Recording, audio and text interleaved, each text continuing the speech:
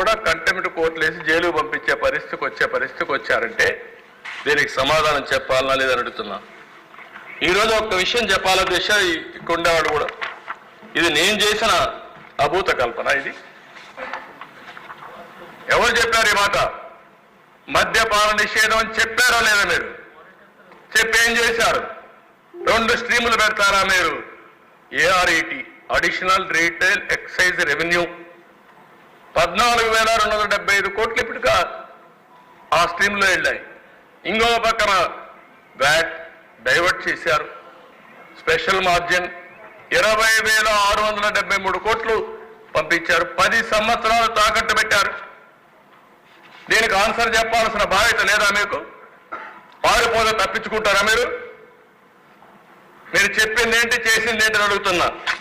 నేను అడుగుతున్నా, విశాఖపట్నం రాజధాని ఏంటి? రాజధాని ఆస్తుల్ని తాకట్టు పెట్టడం రాజధాని? అందుకే నా దిశ వీళ్ళకు ఒక అలవాటు అయిపోయింది.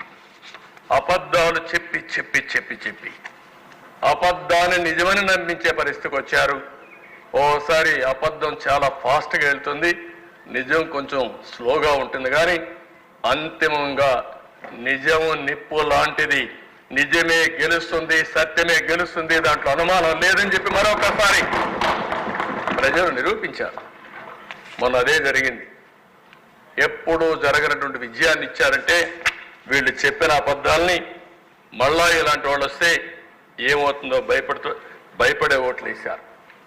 మాట్లాడితే మదనపల్లిలో సబ్ కలెక్టర్ ఆఫీస్ తగలబెడితే అక్కడ ఏవైతే 22A ఫైల్స్ ఉన్నాయో అవన్నీ కూడా తగలబెట్టి డెస్ట్రాయ్ చేయాలని పరిస్థితి వస్తే దాన్ని ఎంక్వైరీ చేస్తే తప్ప.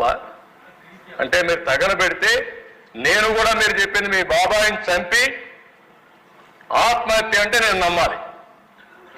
ఇప్పుడు మళ్ళా మేము మనమే చంపేశామంటే అవునని మేము ఒప్పుకోవాలి.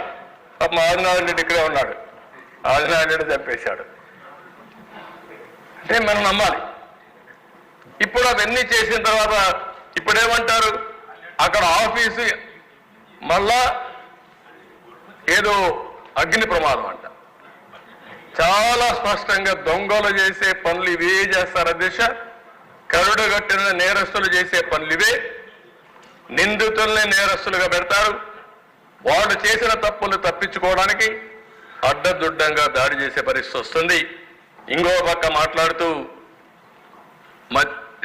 ముచ్చుమర్రి ఒక బాలిక రేప్ చేసి చంపేశారు. వదిలిపెట్టలేదేమేం, అరెస్ట్ చేశాం.